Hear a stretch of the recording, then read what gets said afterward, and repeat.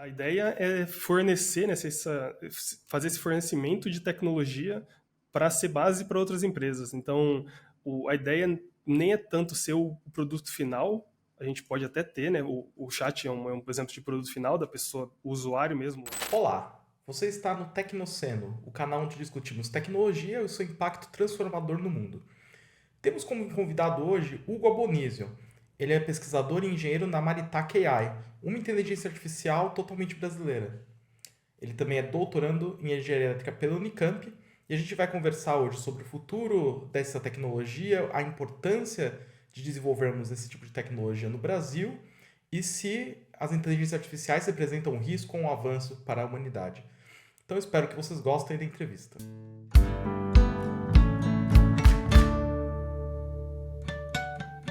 Hugo, muito obrigado por estar aqui no Tecnoceno com a gente. Estou muito animado de conversar com você hoje. Queria perguntar para você sobre o projeto que você está trabalhando, sobre a Maritaca AI. Você pode falar um pouquinho sobre qual é esse projeto? Obrigado, Diego. Para mim é um prazer estar aqui. Então, eu trabalho com pesquisa e desenvolvimento na Maritaca. A Maritaca AI é uma empresa brasileira e a gente desenvolve LLMs para o contexto brasileiro. Então, LLMs, né, são esses grandes modelos de linguagem tipo ChatGPT, Gemini, etc. E a ideia é a gente especializar modelos para o nosso contexto aqui do Brasil, né? Então, para saber da nossa cultura, festas, etc. A gente sabe que esses modelos gerais, eles têm um conhecimento disso, então não é como se eles fossem completamente analfabetos em cultura brasileira, mas a gente vê que tem uma possibilidade de especializar ainda mais isso. Então, a gente começou a Maritaca tem quase 2 anos, então logo antes do surgimento do ChatGPT, que foi esse boom, assim, então o Rodrigo, né, o CEO da Maritaca, ele já via que tinha essa tendência, que era uma nova tendência, usar esses LLMs, então, do tipo GPT-3, etc., na época. Então, ele já via essa tendência disso virar uma coisa do dia a dia. E aí, logo que a gente começou pensando que fazia muito sentido adaptar os modelos para o Brasil. Então, em pequena escala, isso já funcionava e a ideia era, esses modelos grandes também se beneficiam dessa especialização? E aí, desde então, a gente vem desenvolvendo o nosso modelo, o nome é Sabiá, para dar justamente essa ideia da brasilidade, né? Então, Adoro. e, e aí, então a gente desenvolve o Sabiá, agora a gente está na versão 3, então a cada versão a gente vai melhorando. Tem bastante coisa a melhorar ainda, mas eu vejo que hoje, na versão atual, a gente consegue competir bastante com esses modelos internacionais, né? Então, a gente mostra que com a especialização a gente consegue baratear o custo e chegar no desempenho bem próximo. Dá para dizer que a gente empata com o GPT-4, por exemplo. Então, toda a ideia por trás é essa, de que a especialização deixa mais barato e a gente consegue com um desempenho tão bom ou melhor em tarefas que a gente está interessado aqui no Brasil. Muito legal. E eu acho que é interessante para quem está assistindo até, o Sabia 3 ele está disponível numa interface de chat, como o chat GPT também, né? Isso. A gente vai pôr aqui o link na descrição aqui, mas o pessoal pode usar como um substituto do chat GPT já para o português, né?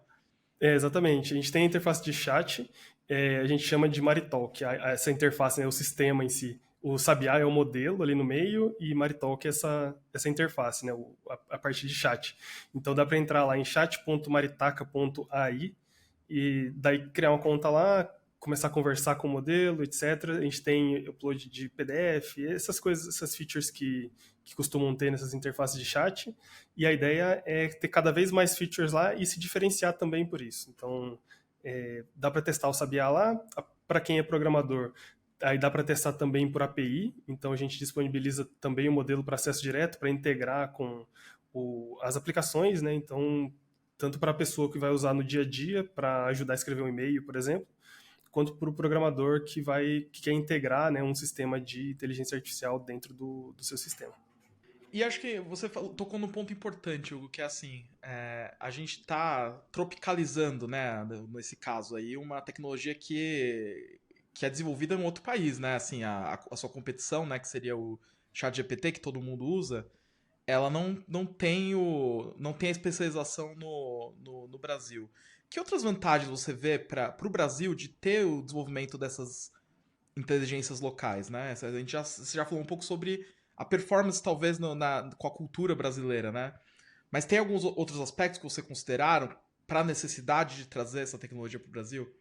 Sim, eu acho que tem diferentes aspectos aqui, né, de por que ter uma inteligência artificial brasileira, né? Então, tem a questão nacional. Então, se a gente pensar do ponto de vista de soberania nacional, desenvolver tecnologia aqui, ter toda a cadeia de produção dessas tecnologias, etc. Tudo isso eu entendo que é importante para o Brasil e para todos os países, né, ter esse tipo de poder competitivo, porque é possível, né, que em algum momento a gente sofra uma sanção por qualquer motivo que seja, e aí bloqueia o acesso a esses sistemas, então a gente fica à mercê de tecnologia estrangeira, né, e o que não é bom para os interesses nacionais.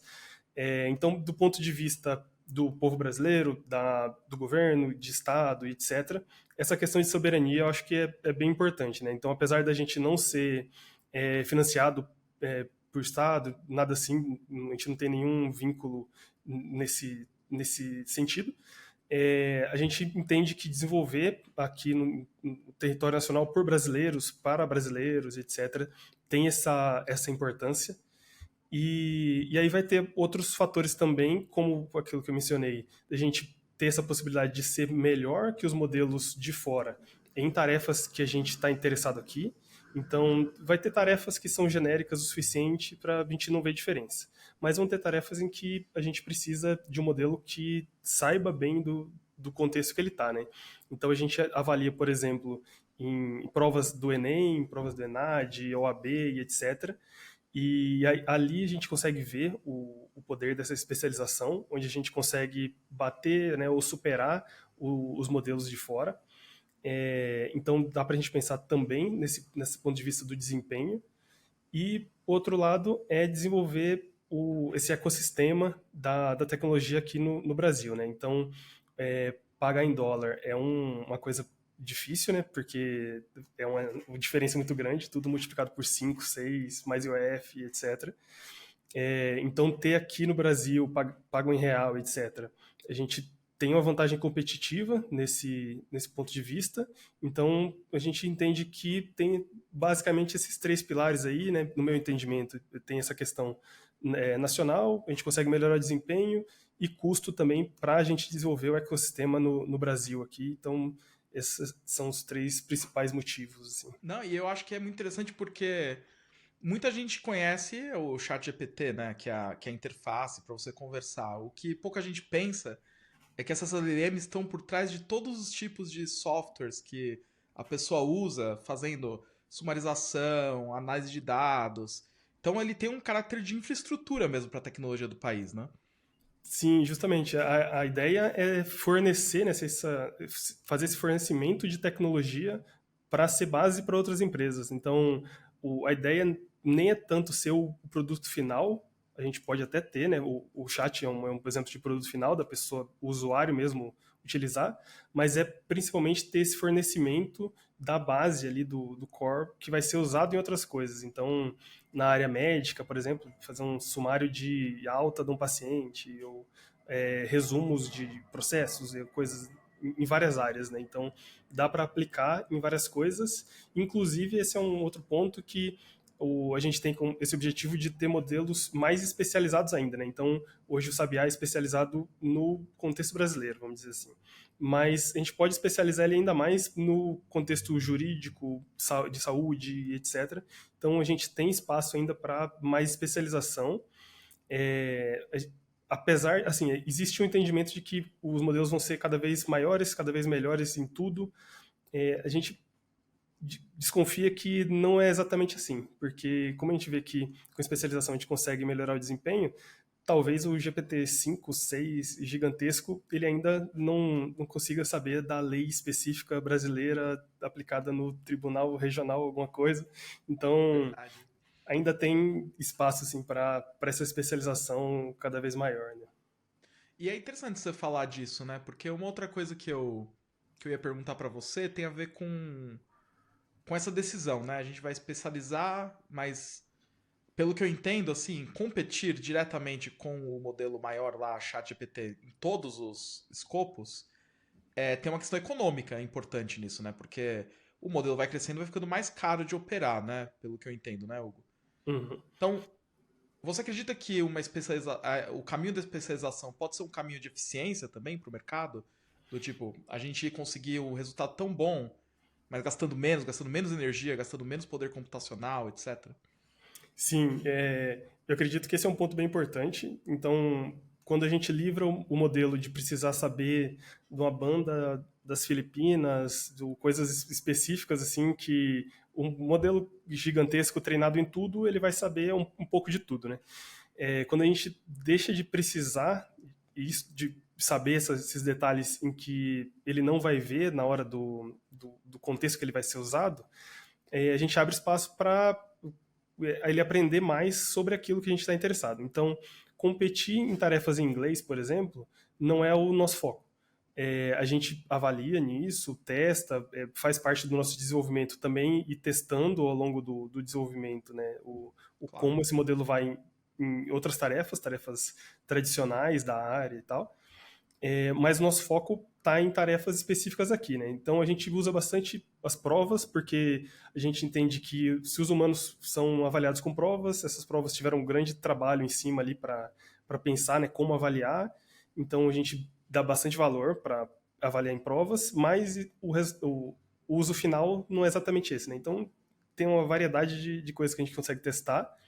Então essa questão de eficiência eu acho que é muito importante. Antes disso, né, antes da gente surgir, etc., já existia essa questão de pegar um modelão gigantesco, genérico, e treinar ele para fazer uma tarefa. Né? Então, é uma questão que mostra que dá para chegar a uma eficiência de um modelo muito maior usando um modelo bem menor quando você tem dados de treino, quando você sabe no que você vai aplicar ele. Né? Então, a gente parte de um modelo genérico e que pode fazer qualquer tarefa, quando a gente especializa, a gente pode usar um modelo menor, né? Então, hoje, o nosso modelo não precisa de 1,8 trilhões, como é o rumor do GPT-4, para ir tão bem quanto o GPT-4 em tarefas brasileiras, né, no contexto brasileiro. Porque eu acho que tem até uma discussão sobre o impacto ecológico, né? Da gente estar evoluindo para uma sociedade que se ergue em cima dessa tecnologia, né? Como cada vez mais tem usos dela em vários segmentos da indústria, né? Começa a virar uma parte importante da geração de energia do mundo, inclusive, né? Você manter esses 1,8 trilhões de parâmetros lá, aquelas GPUs que parecem um ônibus da Nvidia, né? Vocês usam uma infraestrutura cloud? Vocês têm uma infraestrutura própria? Como que é essa questão da infraestrutura para Maritaca? Essa questão do ponto de vista ecológico, né, de impacto ambiental e etc., é, é bem importante mesmo, porque esses modelos, apesar de conseguirem fazer muita coisa, dá para dizer que eles não são tão eficientes assim energeticamente, né? Então depende do ponto de vista. Acho que tem muito o que melhorar, porque hoje, para ter um modelo bom, né, nos níveis que a gente tem, são trilhões e trilhões de tokens ou palavras que o modelo precisa para aprender. Se a gente pensar no humano, a gente aprende muito mais fácil, né? Com muito menos dados a gente consegue fazer isso. Então, mostra que existe um espaço para melhorar esses modelos, a eficiência desses modelos, né? Mas a realidade hoje é que a gente precisa de muita computação para o treino, muita computação para inferência, para a hora de executar em si. Então, para gerar o texto ali que está sendo mostrado no chat, a gente usa muitas GPUs, etc. Então, a realidade hoje é que a gente gasta muita energia para isso, né? Cada vez mais, né? Então, como o nosso modelo não é essa baleia gigantesca, do ponto de vista de tamanho de modelo, a gente não Tamanho, é né? exato. Como o nosso modelo não é tão gigantesco assim, o gasto não é tão grande quanto de alguns outros, né? Mas é uma preocupação, né? Cada vez precisa de mais hardware e infraestrutura para isso. A gente usa bastante cloud, né? É, porque a gente entende que o desenvolvimento de hardware está sendo muito acelerado, é muito rápido. Então, se a gente comparar as NVIDIA A100s, que eram a top de linha alguns anos atrás, aí depois foram substituídas pelas H100s, aí já tem agora uma família nova surgindo, que é muito mais eficiente, tanto energeticamente, quanto para o próprio treinamento em flops, etc. Então, a gente entende que hoje, se comprar o hardware talvez não seja a melhor escolha, né? Então, daqui 2 anos, a gente pode estar com hardware muito melhor, muito mais barato. Então, cloud, nesse momento, faz bastante sentido. E uma coisa que precisa ainda ser desenvolvida no Brasil é justamente essa infraestrutura, né? A gente tem multinacionais aqui, que tem data centers aqui, etc. Hoje existem algumas, tipo a Magalu, por exemplo, até onde eu sei, né? Também tenta Tava pensando na Magalu fornecer. mesmo, porque é uma outra iniciativa que eu acho que vai nessa direção de soberania, né? São Sim, empresas nacionais que estão tentando trazer um pouco mais de infraestrutura tecnológica para o país, né? exatamente. E eu acho que é um ponto em que a gente ainda tem o que melhorar, que é ser tanto competitivo no ponto de vista de preço, de disponibilidade, etc., dessa infraestrutura de hardware, para conseguir treinar aqui, executar os modelos aqui por pessoas aqui do Brasil. Então, a gente está no caminho para isso, eu entendo, né? Então, essa parte da infraestrutura também nacionalizar parece interessante, né? Até porque tem uma questão da soberania econômica também, porque o capital, né? Então, a empresa aqui no Brasil usa a infraestrutura, digamos, da Maritaca. Mas se a Maritaca está usando uma infraestrutura física, né? Ou seja, os servidores estão numa cloud em outro país, né? De uma empresa que é americana, a gente ainda tem parte desse dinheiro indo para fora do país, né? Que a gente poderia manter aqui circulando e fomentando a economia local, né? Então, acho que todos esses avanços vão nessa direção. Tem também a questão dos dados, né? Porque como a gente depende muito de tecnologia de fora, muitas vezes o governo, por exemplo, tem contratos com empresas estrangeiras e acaba que o dado de interesse nacional, talvez de uma coisa muito importante que está sendo discutida dentro do Estado, pode estar indo para empresas de outros países, etc., com outros interesses. E manter tudo aqui também é bastante importante, né? Eu entendo. Isso, às vezes a pessoa que tá ouvindo pensa assim, mas isso é uma teoria da conspiração, mas não é, porque a gente aprendeu com o Snowden que existe uma infraestrutura de espionagem, né, dos Estados Unidos e outros países também tem, cada um tentando defender os seus interesses, né? Então, não dá pra ser ingênuo nessa hora, né, com dado de governo, dado estratégico do país, né?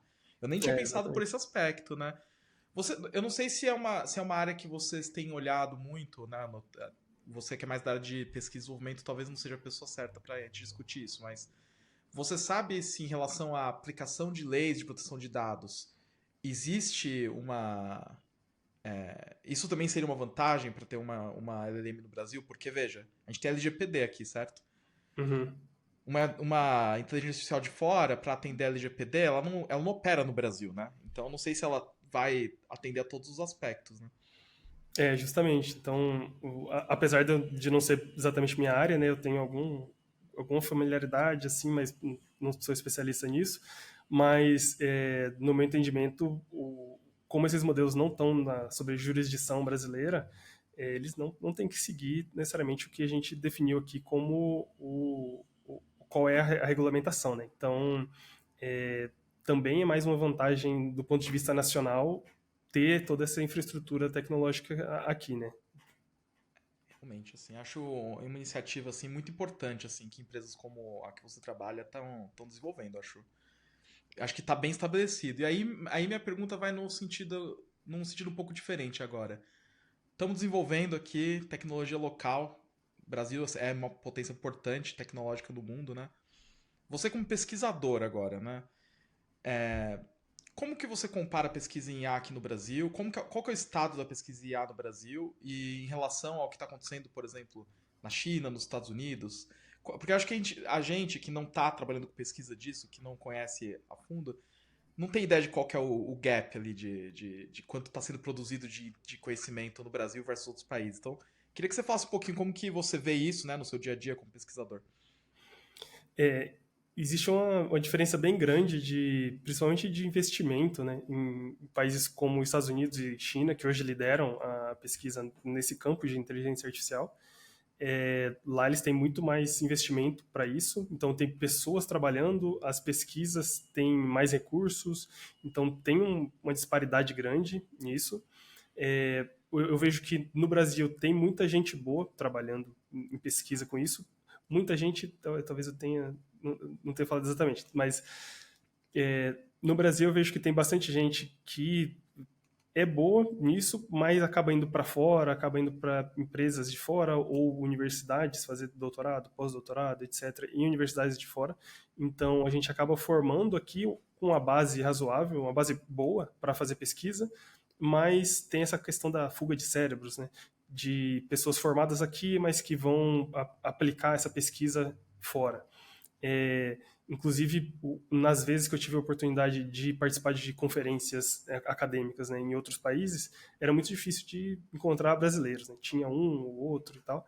É, também pela questão econômica, né? Então é muito caro para a gente ir para outros lugares, etc. Mas também pela quantidade. Então tem pessoas trabalhando com isso, mas se for pensar em se compensa fazer um doutorado, por exemplo, na área, né? A pessoa que vai depender de uma bolsa de doutorado e do outro lado tem uma oferta de emprego de programação, coisa na área de tecnologia, acaba não compensando tanto, né? Incentivo econômico, né? Assim, aqui, ser pesquisador aqui não é tão rentável quanto trabalhar na OpenAI, por exemplo, certo? Mas eu acho que Justamente. nem nos Estados Unidos, né? Essas Pois empresas é. têm essas grandes empresas, né? Corporações americanas, elas têm grande investimento em pesquisa e desenvolvimento também, né? Como a Aritaca tem aqui no Brasil, né? Justamente, hoje boa parte dos avanços tecnológicos na área de inteligência artificial, avanços no ponto de vista de pesquisa mesmo, de arquiteturas novas, de novos paradigmas, entender como funciona e etc., vem desses laboratórios privados, né? Então, vem de um Google, da Anthropic, OpenAI, empresas chinesas como Alibaba, etc., então, hoje, boa parte da pesquisa, até porque é uma pesquisa que tem uma aplicabilidade mais direta, né? É uma pesquisa que é de base, mas que hoje a gente vê muita aplicação também, então é uma pesquisa que gera um retorno econômico para essas empresas.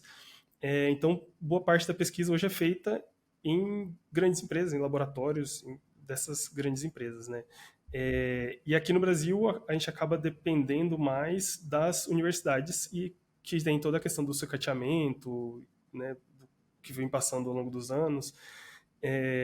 Então, a gente está para trás nesse ponto de vista, mas eu vejo que a gente tem todo o que é necessário no do ponto de vista humano, né, de pessoas capazes, uma formação e até interesse, né, das próprias pessoas de desenvolver isso aqui. Falta justamente um plano de desenvolvimento nessa linha, né, de país. Eu acho que o tempo da política, às vezes, ele é mais lento que o da tecnologia, né? Então, eu acho que os governos estão começando a entrar agora na percepção de que isso é uma infraestrutura, né? Igual construir uma estrada, né? Acho que não tinha chegado isso ainda por exemplo, pro governo brasileiro, russo, indiano, etc. Coisa que já tinha aparecido pela iniciativa privada nos Estados Unidos e na China, né? Justamente. Agora, recentemente, o governo brasileiro lançou esse plano nacional, né, de desenvolvimento de inteligência artificial, o que pode ser muito bom para desenvolver esse ecossistema aqui no Brasil, né? Nesse plano, eles preveem também o desenvolvimento de LLMs. Eu não tenho tantas informações ainda de quais vão ser os critérios, etc. Acho que isso vai ser lançado ainda. Por enquanto é só o lançamento do Anunciaram o plano, né? Uhum. exatamente, das intenções e tal. Quando a gente souber mais detalhes, né, acho que dá para falar mais. Mas eu vejo com bons olhos isso. Acho que o Brasil tinha que ter entrado isso o quanto antes, porque é a nova fronteira tecnológica que a gente está agora, né? Então, tem vários países desenvolvendo isso, a gente não pode ficar para trás. Vi com bons olhos também esse investimento. E pelo que vi, é um investimento que é proporcional a países até europeus e tudo mais. Então, não é igual. A gente não tem, né, o PIB da China ou dos Estados Unidos, mas é um bom começo, né? O ter um investimento, né, específico para isso, né? Acho que ajuda a fomentar essas questões que você falou.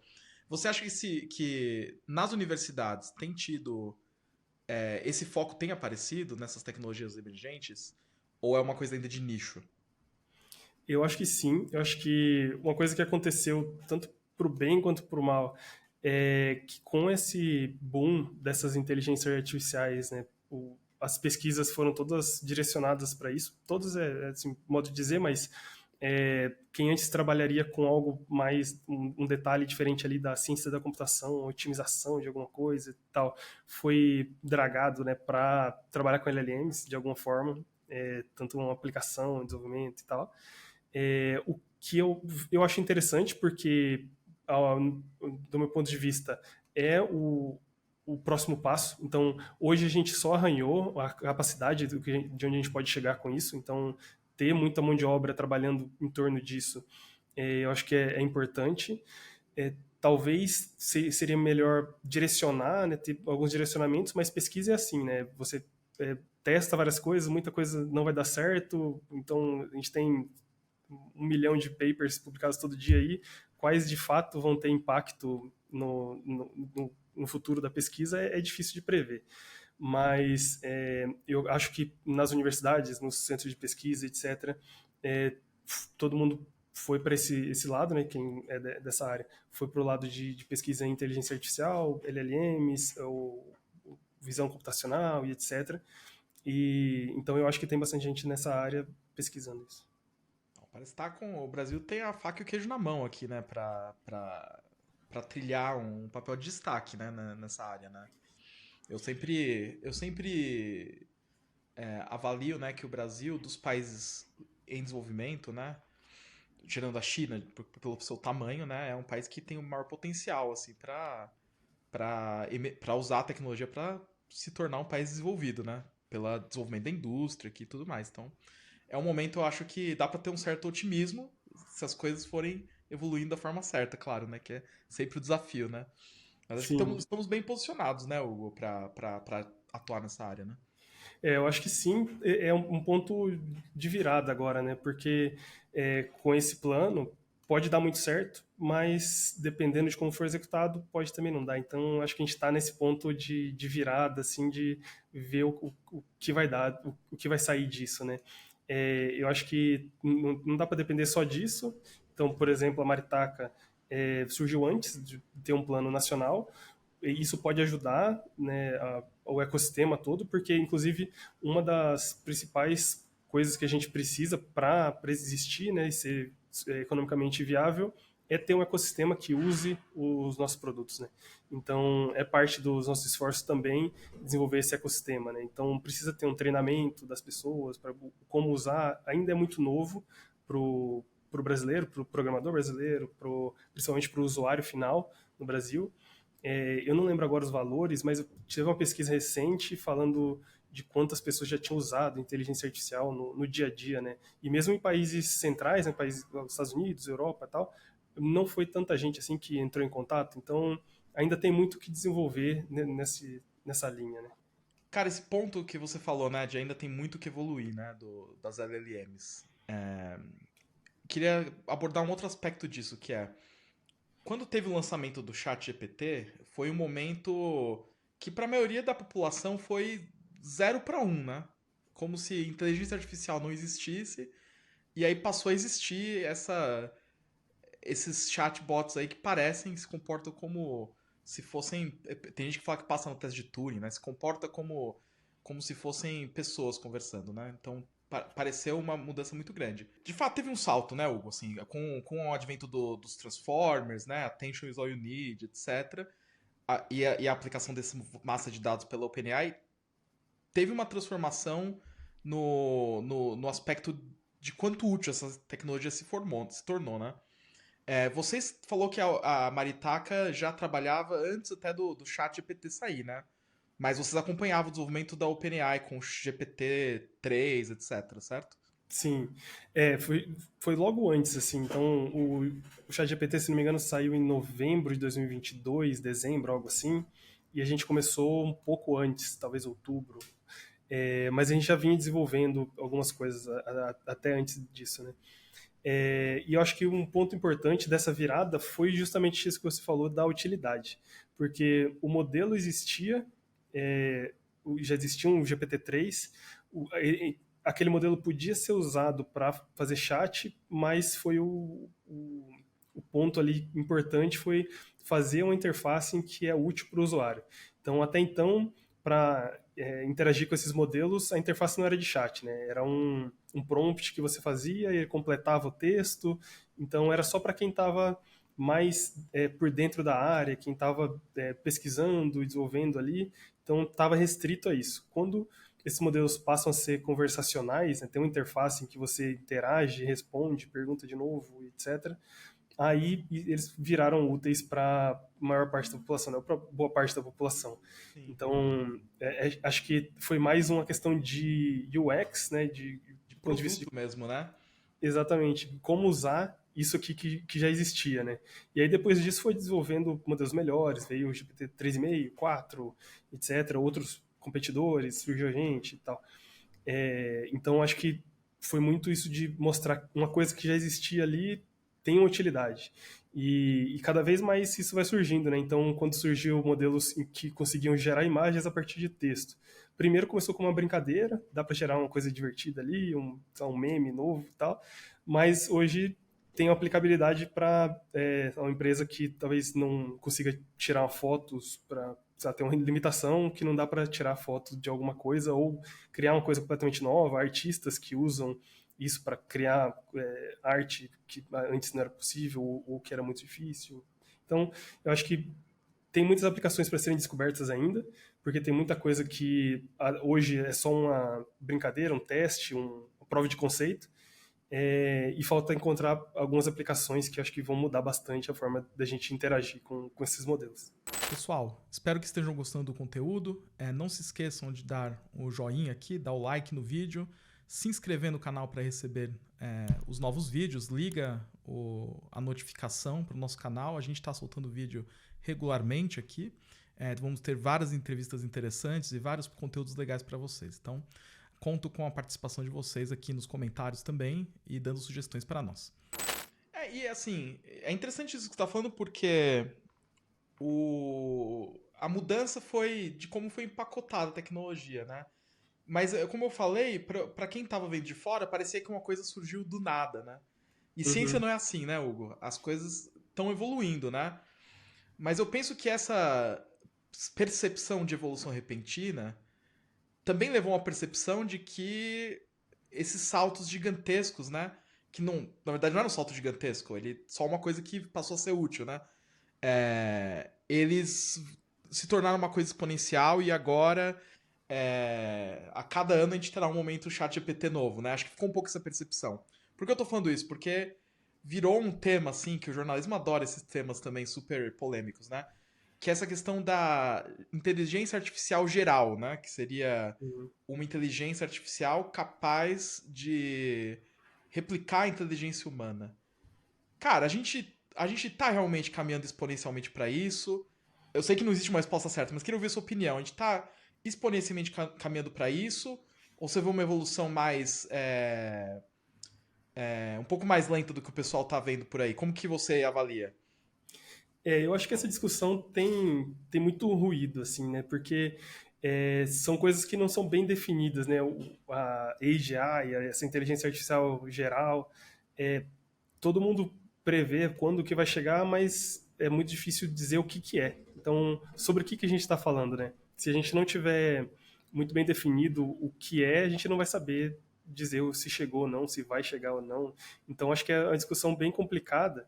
E nisso que você falou da evolução parecer ter sido muito grande, então, para quem estava acompanhando, foi definitivamente um salto. Então, dá para dizer isso. Mas, ao mesmo tempo, não foi uma coisa que foi completamente do nada. Porque quem já estava usando o GPT-3, quando viu aquilo sendo usado na interface de chat, todo mundo pensou, nossa, como que eu não pensei nisso antes? Mas a capacidade estava ali, porque a gente já usava esses modelos para algumas coisas, então já tinha utilidade, mas então não foi completamente do nada. E eu acho que isso de parecer ter vindo do nada criou nas pessoas que não estão diretamente trabalhando com isso esse sentimento de urgência de é, fazer alguma coisa, né? De talvez ter um perigo ali, tem que se resguardar desse perigo, então vamos regulamentar, a gente tem que fazer alguma coisa, mesmo antes de saber exatamente o que. Então, eu acho que nesse momento agora, a gente está descobrindo as capacidades, a utilidade e etc. E pensar que tem um risco inerente nessas tecnologias, eu acho que não é exatamente por aí. Então, tem toda a questão da automação tirar trabalhos e etc. Eu acho que esse é o ponto que precisa ser discutido. Então, essa parte de pensar que o risco da inteligência artificial está em destruir a humanidade por algum motivo, eu acho que não tem muito porquê ir para essa linha, não tem muito argumento para isso, no meu entendimento. Então a gente tem que pensar sim na questão do trabalho, né? Porque a gente tem que proteger as pessoas que talvez tenham o trabalho delas automatizado. Não é uma novidade, a automação de trabalhos é constante, né? Na história desde a Revolução Industrial, mas um novo salto tecnológico agora vai causar algumas mudanças sociais que a gente precisa se preparar. E eu acho que essa questão da automação é bem interessante, porque teoricamente é uma coisa boa, né? Você tá diminuindo a carga de trabalho necessária, né? Mas se a gente não se preparar, ele vai impactar muitas pessoas de uma forma ruim, né? Então acho que isso justifica o medo, mas o pessoal tá olhando menos pra isso e mais pra coisa da ficção científica mesmo. Porque eu acho que a gente entra um pouco, vê se o que você acha desse aspecto daquela máxima de que toda tecnologia suficientemente avançada é indistinguível de mágica, né? Tem essa frase que eu esqueci de quem que é agora. Uma frase famosa. Eu também não sei. Mas e nesse caso aqui, acho que é o exemplo perfeito, porque para a maioria das pessoas, até da área, parece mágica, né? Então, quando parece mágica, você não consegue ver os limites muito bem, né? De onde que tá, né? Porque a mágica não tem limite, na é verdade. Uhum. Então, eu queria te perguntar, assim, quais são as limitações inerentes dessa tecnologia no sentido dela evoluir para uma inteligência artificial geral, no sentido de se equivaleu ao raciocínio humano? Como que ela difere do pensamento humano, né, na sua opinião? Uhum. Eu acho que hoje essa é a principal pergunta, tanto de pesquisa quanto de pensar no futuro e tal, porque apesar da gente ver que o que está acontecendo ali não é exatamente o que acontece no nosso cérebro, ainda assim deu para ir muito longe e não parece ter chegado na fronteira ainda. Então, quanto mais dado a gente coloca para treinar, quanto maior são esses modelos e quanto mais computação a gente usa para fazer inferências, gerar texto, né, nesse caso, quanto mais a gente aumenta tudo isso, melhores ficam os modelos e não parece ter chegado numa fronteira ainda. Então é difícil de dizer quando vai chegar, se vai chegar e etc. Né? Eu acho que tem algumas limitações inerentes da forma que a gente usa hoje, mas só que isso eu acho que não é uma coisa intransponível. Como, por exemplo, eu acho que até alguns meses atrás, muita gente falaria assim, esses modelos só geram texto, eles não conseguem refletir ou não conseguem planejar, tem algumas coisas, algumas críticas nessa linha, né? Ou algumas interpretações nessa linha. Mais recentemente, a OpenAI lançou um modelo que explora esse novo paradigma do modelo, né, do ChatGPT, pensar antes de dar a resposta final. Então, a pesquisa já ia indo nessa linha, já tinha coisas do Google DeepMind, de laboratórios de universidades, etc., explorando essa linha do modelo, fazer uma certa reflexão, pensar antes de dar uma resposta final. E então, assim, é uma limitação que se falaria alguns meses atrás, um ano atrás, por exemplo, agora não é exatamente isso. Mas se a gente for pensar, esses modelos pensam, se a pergunta for, será que esses modelos pensam? Eu não sei responder, até porque acho que é difícil de responder até se a gente pensa, né? Assim, tem muita gente que não. Pois é. Mas assim, a gente reconhece padrões, é muito bom reconhecer padrões, né? Na evolução humana foi o que fez a gente chegar muito longe. A gente reconhece padrões e gera ações com base nisso. Esses modelos também fazem isso, eles reconhecem padrões na linguagem, então existem regularidades na linguagem que esses modelos exploram, então estatisticamente consegue ver ali que quando se fala sobre tal coisa, a próxima palavra é tal e por aí vai. Quando a gente escala isso, esses modelos conseguem fazer muita coisa. Apesar de serem diferentes da gente, talvez não seja tão diferente assim. E acho que vai para um papo mais de neurociência, que eu não domino. Então, eu acho que Mas é a gente... interessante, porque eu acho que até me dá uma ideia de que talvez chamar para o programa um neurocientista, né?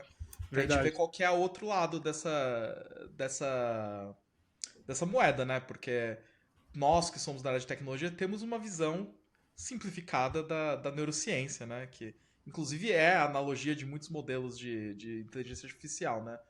Mas seria Sim. interessante ouvir, né, de alguém que realmente é da área, onde que a porca torce o rabo ali, né? É, eu sei que o professor Nicoleles, ele é bem crítico, né, desses modelos, ele vê limitações claras nisso. Eu acho que algumas coisas eu concordo, outras não, porque, ao mesmo tempo, tem bastante gente da linguística também que tem algumas críticas a como esses modelos funcionam, críticas no sentido de dizer que eles vão chegar numa barreira intransponível.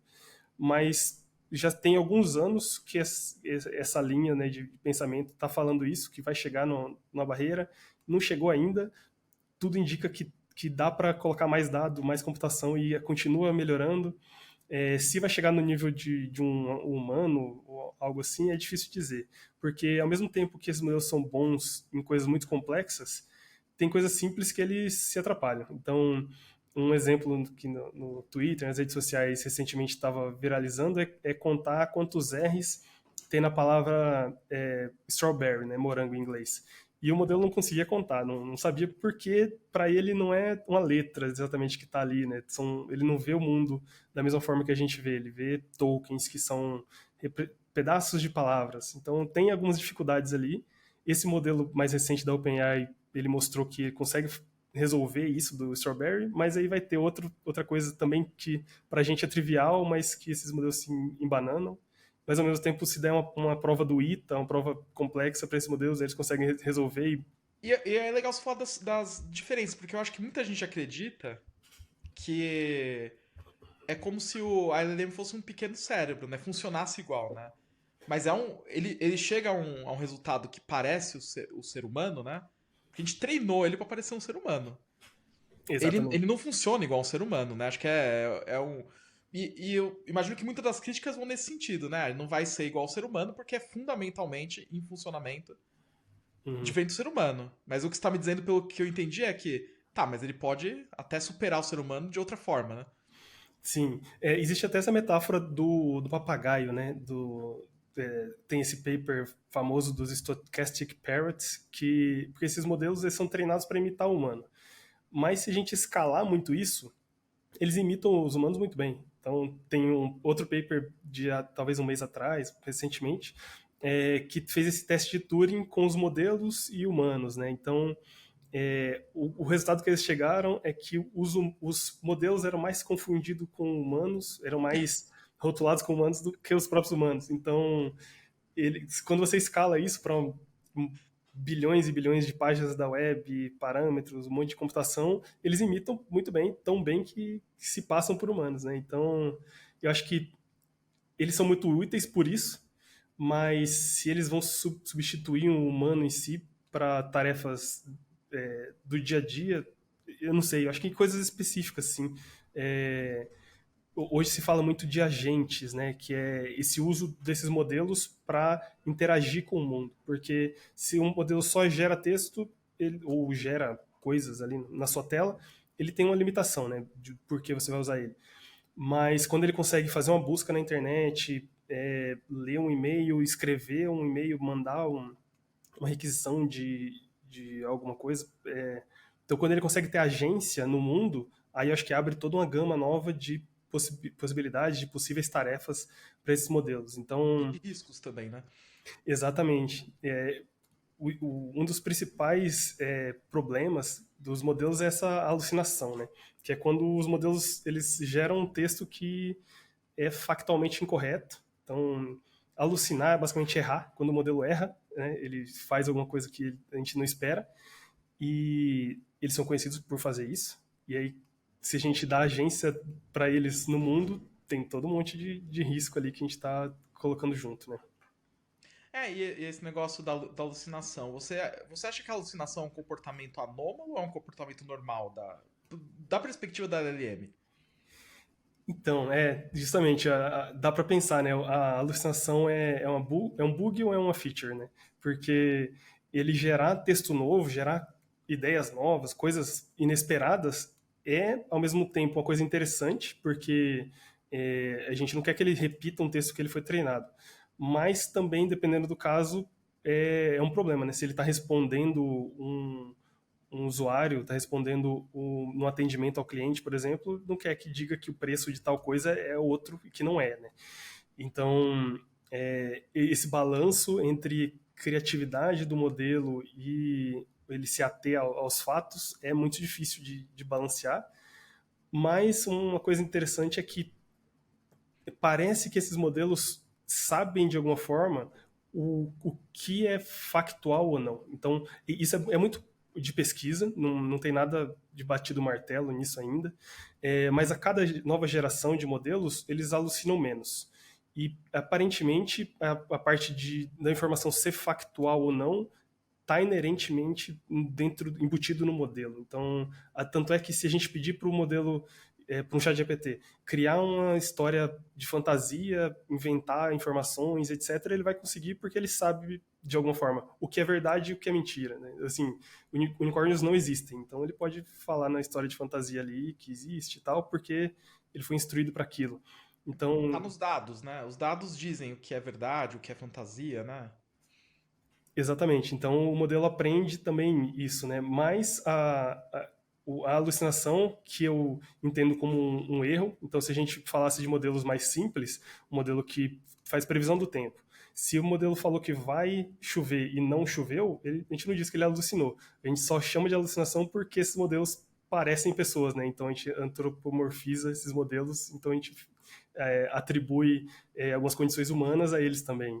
Então, são erros, os modelos vão errar, por isso eles são modelos, né? Modelos, eles fazem uma simplificação da realidade do mundo, então é esperado que eles errem, mas cada vez eles erram menos. Então, Tem uma evolução. Você acha que essa evolução, ela tá chegando, a curva tá achatando? Ou pelo que vocês, durante a pesquisa, ela ainda tá naquela explosão, né, assim, a proporção de quanto você joga de computação e dado versus a proporção de quanto melhor você tem nos benchmarks, né? uhum. Você acha que isso tá chegando no platô? Precisa de um breakthrough novo? Ou a gente tá ainda no começo da curva? Eu sei que não tem uma resposta certa pra isso, mas Sim. queria que você falasse um pouquinho sobre sua percepção, o que você tem enxergado. Eu acho que a gente tá chegando num platô em um certo ponto, mas existe toda uma outra gama de coisas para tentar que está só começando. E eu quero dizer assim, aumentar o modelo, colocar mais dados, etc., isso tudo está chegando num platô aparentemente. Porque os últimos modelos que estão saindo open source, em que a gente sabe quanto dado usou, o tamanho do modelo, etc., e coloca-se mais dado ali e aumenta 3 pontos no benchmark. Então, está chegando nesses retornos que cada vez são menores. Mas, por outro lado, esse modelo recente da OpenAI mostrou que tem um eixo novo aí. Então, antes a gente falava de tamanho de modelo, de quantidade de dados, mas agora tem o custo da inferência. Né? A inferência é a hora de gerar texto em si. Né? Então, se o modelo gasta mais computação ali naquela hora, refletindo, indo para várias possibilidades e vendo qual é melhor, mais ou menos o que a gente faz. Né? Quando a gente tem um problema complexo, a gente quebra ele em vários problemas menores, pensa sobre aquilo, reflete, tenta ir por um lado, vê que não, aquilo ali não deu certo, para resolver um problema de matemática, por exemplo. A gente vai tentando de um jeito, essa estratégia não foi boa, vamos voltar a tentar de outro jeito. Então, esse tempo gasto na inferência é um novo eixo que é onde eu aposto que o futuro vai. Que na parte de mais dados e mais parâmetros tem um limite, mas aqui na inferência a gente está só começando. Então, dá para fazer muita coisa ainda. E você acha que, e você que tá um pouco mais por dentro aí a gente tá falando do modelo O1, né, que eles lançaram. Isso, exatamente. Esse modelo de inferência reflexiva, né, que eles criaram, né? Ele é muito diferente do que um uso externo em que você usa LLM para fazer várias chamadas, né? Ou eu não sei se eles soltaram no paper deles, né? Como eles estão fazendo aquilo, porque já é uma coisa que a arquitetura de agentes já fazia, né? Já tinham Uhum. aplicações feitas em cima da Maritaca, do ChatGPT, em que você chama, me dá as possibilidades, planeja. Depois chama ele de novo várias vezes para ir iterando. Acho que até o usuário, né, do ChatGPT intuitivamente faz essa inferência longa, né, com ele, né? Pergunta uma coisa, insiste, etc. É isso que eles estão fazendo ou tem uma mudança fundamental de técnica ali? Eles não abriram exatamente o que eles fazem, né? Mas, ao mesmo tempo, existem pesquisas que fazem coisas parecidas ou que é, vão num caminho parecido. Então, dá para a gente especular mais ou menos o que tem. Então, existem similaridades com isso de uso com agentes, ter esses feedbacks com o usuário e tal, mas tem algumas diferenças importantes ali e em que faz o modelo se assemelhar mais com um AlphaGo, com esses modelos de alguns anos atrás que eles faziam várias simulações, jogavam contra eles mesmos, etc. Então é mais nessa linha de pesquisar, de buscar soluções. Então se a gente tem um modelo de jogar para jogar xadrez, por exemplo, ele vai explorar várias possibilidades e vai escolher a melhor. A forma que os modelos funcionam hoje, eles não exploram várias possibilidades, eles vão para a próxima palavra e a próxima, etc. Eles não se arrependem, voltam, começam de novo. Então acho que tem uma mudança de essência, de como o modelo Técnica funciona mesmo, também. né? De como ele funciona. Exato. Interessante. Muitas das críticas, né, de que os modelos vão parar de evoluir vem de considerar que a gente vai usar sempre as mesmas técnicas, né? Isso não é Uhum. verdade, né? Pois é. Aquela técnica tá chegando num platô, mas é igual quando falaram que a lei de Moore estava morta porque o poder computacional parava de aumentar. Mas aí a Nvidia vai lá e coloca uma GPU com não sei quantos mil núcleos lá e tá aumentando o poder computacional, né? Não é. Pois é. Mas é de outra forma, né? Não aumentando o clock do processador ali, né? Então, Sim. acho que eu penso assim uma analogia, né? Aqui, beleza, a gente não vai fazer o GPT-5, que é o GPT-4 com mais parâmetros. Mas a gente vai criar, no caso, a OpenAI cria o O1, que usa outra técnica para tentar conseguir outros resultados, né? Bem Sim. interessante. E eu acho que a parte mais interessante da pesquisa também é tentar essas coisas novas, né? Então, é uma coisa que dá para ser acessível também. Então, a OpenAI tem os bilhões de dólares que eles conseguem usar para treinar modelos, etc. Mas pensar ter esses insights assim do que pode melhorar na arquitetura, no como é treinado o modelo, etc., é uma coisa mais acessível para alguém que está num doutorado, por exemplo, na universidade, pensar nessas formas diferentes de usar esses modelos, né? Então, acho que os avanços vão vir também daí, não só de jogar um monte de computação e dinheiro ali e treinar o modelo maior. Uma coisa que eu queria perguntar para você é, você falou, né, otimizações de como treinar o modelo, né?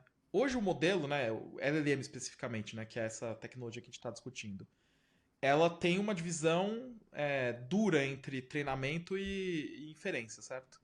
Uhum. Até pensando assim nas diferenças com o raciocínio humano, né? A gente aprende e pensa ao mesmo tempo, né? Existe algum avanço nesse sentido de uma LLM que tem um aprendizado de máquina contínuo conforme o uso? Até onde eu sei, não exatamente. Porque é isso que você falou, né? Tem uma fase separada da outra. Então, primeiro a gente treina e aí a gente deixa o modelo fixo. Aí, a partir dali ele não adquire novos conhecimentos. E só na hora da inferência ele pode usar o que o usuário falou e etc. Então, apesar do modelo não se atualizar, não aprender na hora que ele é usado, né, na hora da inferência, existe o que é chamado de in-context learning, né, que é o aprendizado no contexto, que é quando você, por exemplo, dá um dado para o modelo, tem aqui essa página, faça um resumo dela para mim. O modelo pode nunca ter visto aquela página no treinamento, então ele está, entre aspas, aprendendo no contexto que ele está sendo usado. Mas numa nova interação, ele já esqueceu, né? Vamos dizer assim, ele não tem estado, ele não guarda estado. Isso aí é uma coisa bem interessante e um desafio de pesquisa grande, porque, e a gente enfrenta bastante isso na Maritaca, inclusive, porque o que a gente faz para especializar é o pré-treino continuado, né? Que é você partir de um conhecimento e treinar em cima daquilo. E aí existem vários desafios que vêm com isso, porque dependendo de como você fizer, o modelo vai esquecer de outras coisas. Então você pode acabar destruindo capacidades do modelo que ele já tinha. Né?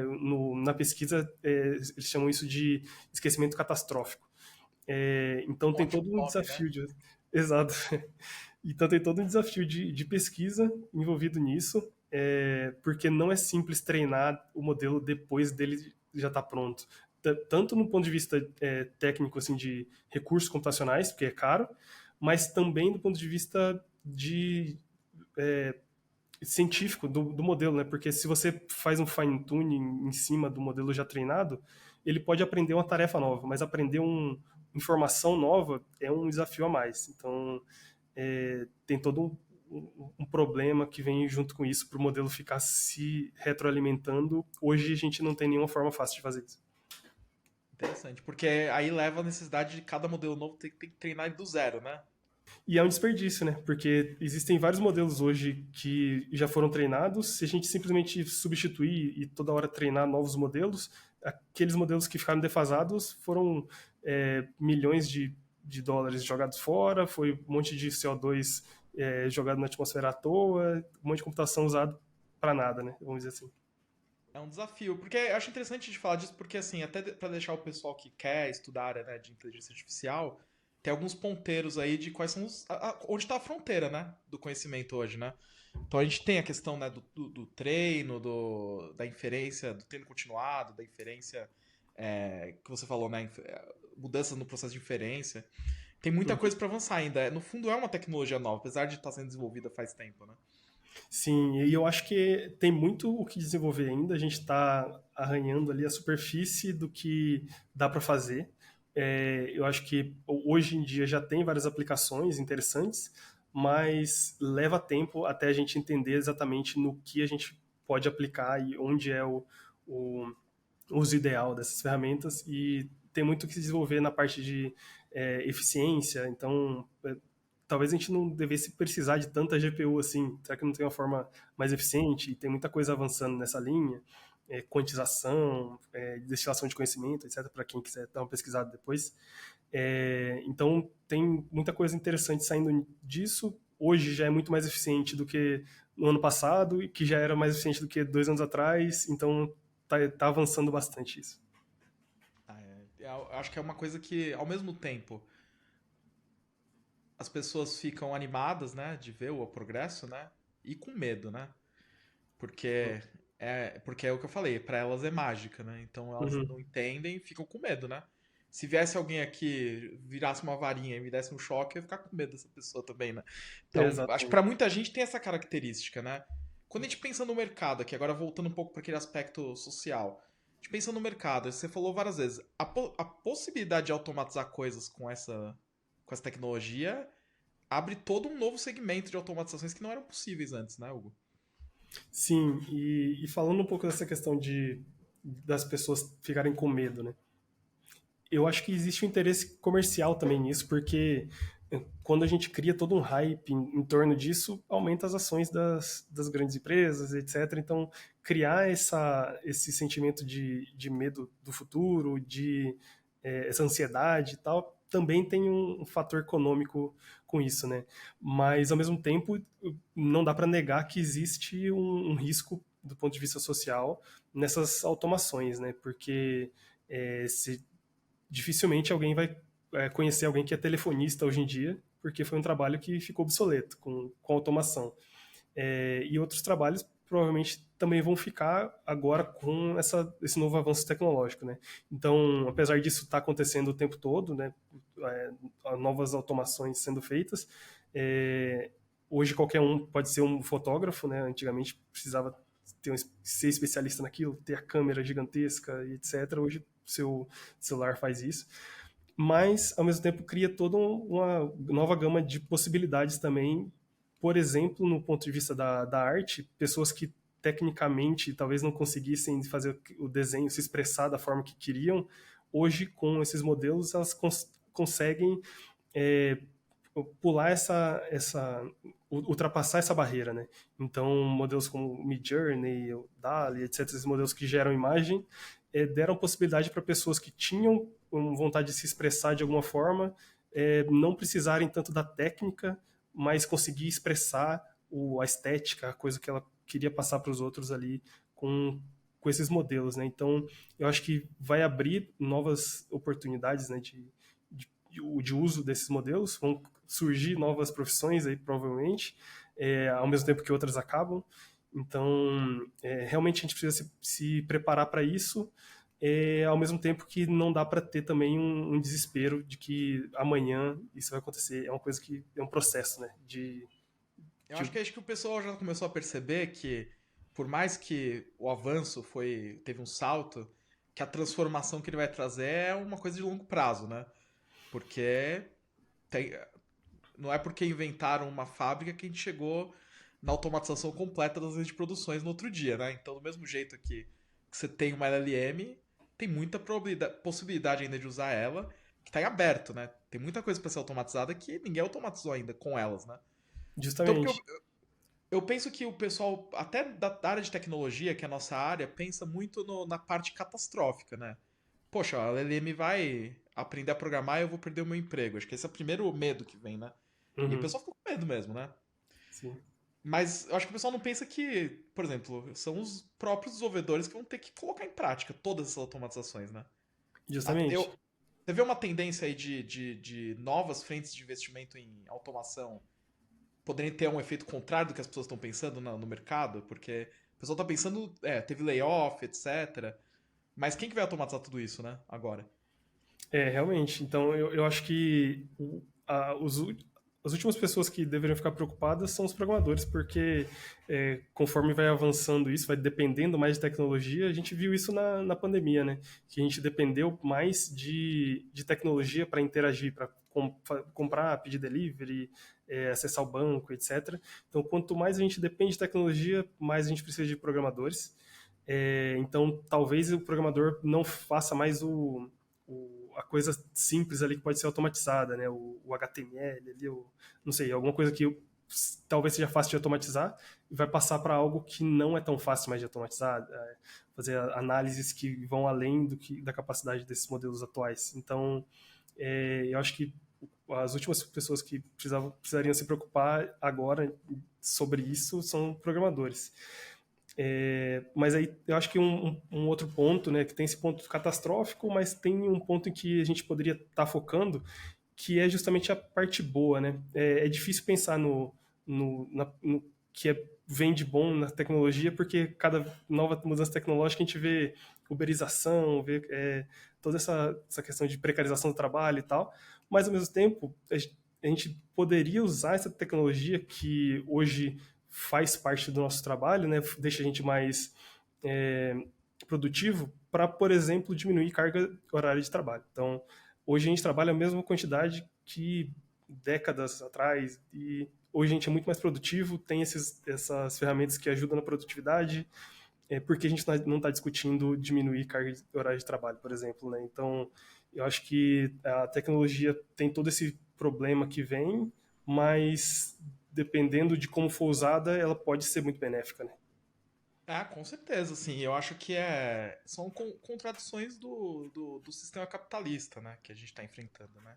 E aí a gente vai ver, a tecnologia vai avançar e o sistema vai ter que mudar para se adaptar, né? Porque não dá para você produzir essa riqueza enorme, né? Que vai ser produzida com esses avanços e concentrar ela, né? Ou seja, Uhum. todo mundo vai continuar trabalhando o mesmo tanto e a riqueza excedente que a gente produziu vai ficar com com o cara da OpenAI lá, com a Microsoft. Não dá para ser, não vai dar para ser assim. Por isso que já Pois tem é. discussão, inclusive, de mudar jornada de trabalho. Acho que começa até com a tecnologia mesmo, né? O pessoal fala muito da semana de 4 dias e tudo mais. Uhum. Eu acho que de alguma forma vem nessa esteira, sabe? O Sim. trabalho tá ficando mais automatizado, tá ficando mais produtivo, a gente tem uma necessidade menor de trabalho, né, no mercado que ou você demite, você pode resolver ou demitindo as pessoas ou diminuindo a carga de todo mundo, né? Pois é.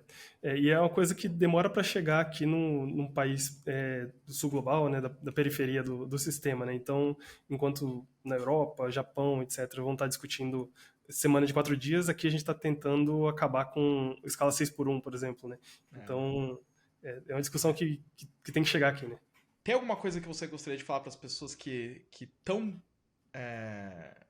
querendo aprender mais sobre inteligência artificial? Que recursos que elas podem usar para se aprofundar nesse assunto? Cara, eu acho que hoje tem várias vertentes que dá, né, para a pessoa entrar nesse mercado, nesse meio. Tanto da área de desenvolver, pesquisar e etc., que é a parte que é mais difícil do ponto de vista de recurso, porque talvez você precise estar dentro da universidade, dentro de de um centro de pesquisa e tal, mas que hoje é uma realidade, né? Dá para você, por exemplo, eu moro em Londrina, né? E eu faço pesquisa nisso já tem anos, então com trabalho remoto e tal, acho que hoje abre várias possibilidades nisso, mas principalmente eu acho que é aprender a usar esses modelos e aplicar no dia a dia, né? Então, pensando nos desenvolvedores que querem integrar com esses modelos. Hoje dá para aprender muita coisa de prompt engineering, que é essa engenharia de prompt, né, de como falar com esses modelos, vamos colocar assim, de como fazer a requisição para esses modelos da melhor forma, né? Então, eu acho que esse é um ponto importante de estudar. Prompt engineering, eu acho que é uma coisa que vai ficar cada vez menos necessária porque conforme vai avançando esses modelos. Então, precisa saber o básico, mas não necessariamente ir tão a fundo nisso.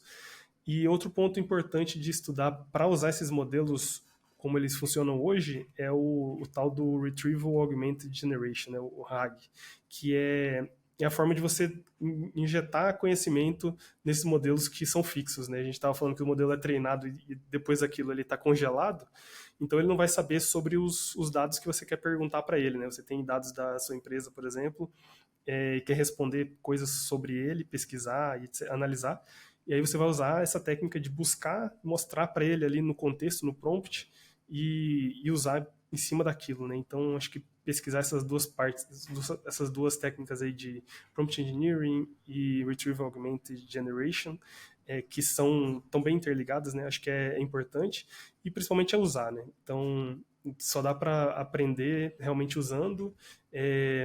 Inclusive, na Maritaca a gente tem o créditos, né? Então, a pessoa que se cadastra lá, ela pode cadastrar o cartão de crédito, ela vai ter créditos para usar e testar a nossa API, etc. Então, uma pessoa desenvolvedora, ela pode hoje partir para testar justamente a nossa API, que é compatível com a OpenAI, então talvez você não use o nosso modelo, mas é compatível, hoje várias APIs são compatíveis com esse padrão que a OpenAI criou, né?